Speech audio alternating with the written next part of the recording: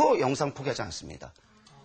그래서 그 영화 역사 연구에서 그 아까 류메르 형제가 영화 효시 최초의 영화 아님에도 양보하지 않습니다. 결코 양보하지 않습니다. 왜냐하면 이것은 자존심의 문제이기 때문이에요. 그래서 사실은 영화는 단순히 오락의 문제가 아니라 영화는 그 어떤 한 나라의 자부심과 연관된 문제고, 그다음에 해계본의와 연관된 사실 이데올로기적인 의미가 있다는 것을 우리가 이제 그 사실을 알 수 있는데, 그것은 계속해서 여러분이 아마 환기하게 될 거라고 생각합니다. 자, 조르주 멜리에스, 그다음 에드윈 에스 포터. 영화 뭘까요? 아는 분이 있을지 몰라요. 혹시 달세계 여행입니다. 몇 년?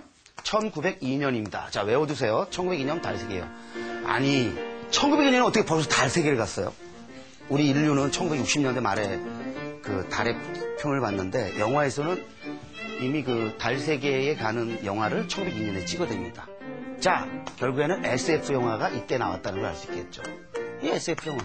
최초라고 말하기는 좀 뭐합니다만은 기록상 흔히 최초의 SF 영화라고 얘기합니다. 그래서 조르주 멜리에스는 오늘날 우리가 알고 있는 SF 영화의 아버지라고 얘기합니다. 그리고 그 우리가 알고 있는 많은 영화 트릭들, 예를 들면 이런 거 있죠? 갑자기 뻥 하고 뭐 사라져. 연기가 나오면서. 이런 트릭들을 다 이미 조르주 멜리에스가 썼어요, 이 당시에. 이 사람은 1897년부터 영화를 만들었는데, 96년부터 만들었는데, 이 달세계 여행에서 일련의 이제 과학자들이 달세계에 가서 펼쳐지는 모험을 그린 이야기인데, 1902년 여기서 사실은 이미 내러티브가 상당히 어느 정도 발전된 형태로 선을 보입니다만은 이것은 예외적인 작품이기 때문에 일반화시킬 수 없습니다. 그 다음에 또 한편의 영화가 이제 에드윈 에스 포터의 뭐냐면 대열차 강도입니다. 1903년입니다. 당시에 가장 인기 있었던 두 영화입니다. 1900년대에 가장 인기 있었던 두 영화, 달세계 여행과 대열차 강도. 대열차 강도는 말 그대로 제목에서 다 드러나는데 기차를 터는 강도, 그리고 그 강도를 잡으러 가는 그 마을 주민들, 그 얘기입니다. 근데 이 영화에서 그 영화 역사에서 중요한 거는 이 영화 맨 끝에 클로즈업이 나옵니다. 클로즈업이 나오는데 영화 내러티브와 상관없이 한 사람의 그 얼굴을 클로즈업 잡아주는 장면으로 끝나요.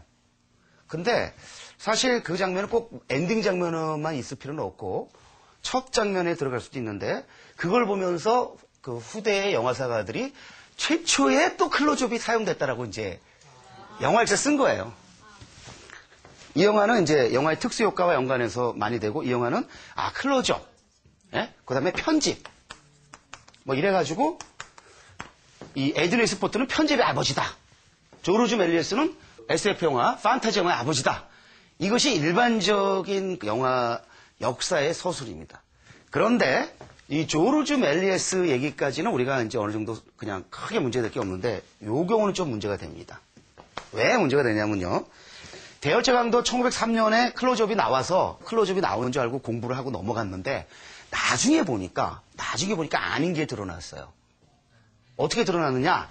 여기서 이제 중요한 또 하나 역사적 사실을 알아야 되는데, 여러분, 브라이튼이라는 이름을 기억해 두세요.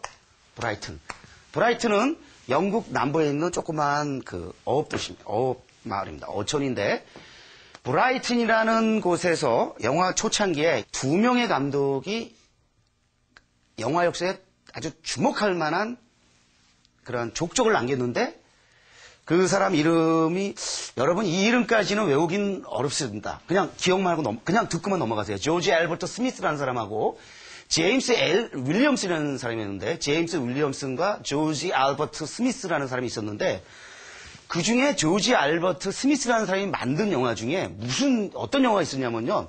할머니의 독서안경이라는 영화가 있었어요.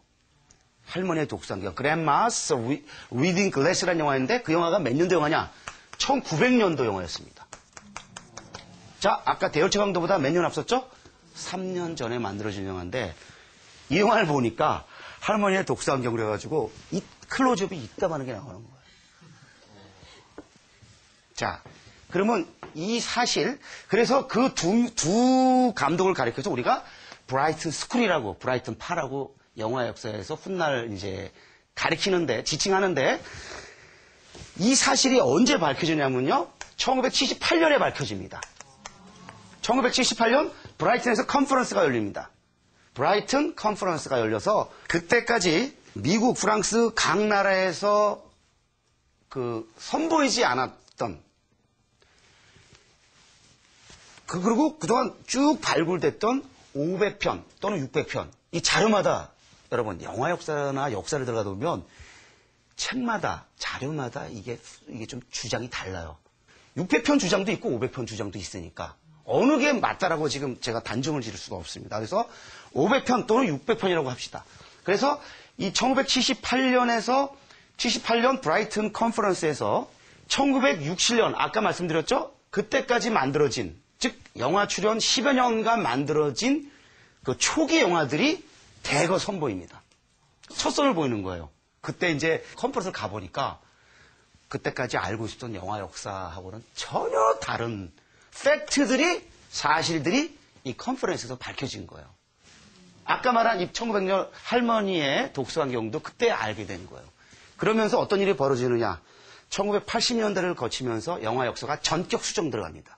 그래서 이른바 우리가 수정주의라는 말을 쓰는데 80년을 거치면서 수정된 역사 서술이 90년대에 나오기 시작합니다.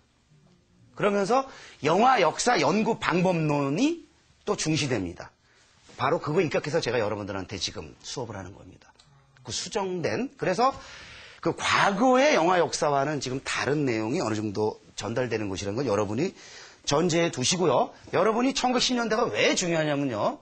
여러분이 오늘날 알고 있는 것과 같은 영화 산업, 영화 예술의 형태가 갖춰지는 시대가 바로 1910년대입니다. 그래서 제가 이제 강의안을 준비하면서 1910년대는 현대적 영화 산업이 구축됐고 또 내셔널 시네마가 대두된 그 10년이다라고 정의를 내렸는데 자, 여러분 아까 처음에 출연할 때 영화 길이가 얼마나 된다 그랬죠? 1분 남짓이라고 그랬죠? 1분이 채 안 됩니다. 근데 여러분 오늘날 보는 영화는 보통 길이가 얼마나 되죠? 1시간 반, 2시간이죠? 이걸 우리가 뭐라고 부르냐면 장편 영화라고 하는 겁니다. 이게 장편 영화죠. 피처 필름입니다. 이걸. 기억해 두시오. 피처 필름인데 피처는 장편이라는 뜻입니다. 일반적으로 피처는 특집인데 영화에서 피처 필름은 장편입니다. 그리고 여러분 극영화를 보시죠? 이야기 영화. 내러티브. 그렇죠? 내러티브 피처 필름. 이것이 영화로 이제 그 개념이 바뀌어갑니다. 처음에는 영화는 1분 남짓한 영화였는데 이제는 1시간 반에서 2시간 정도 되는 이야기 장편 영화가 영화로 이제 규범으로 바뀌어가는데 이것이 1910년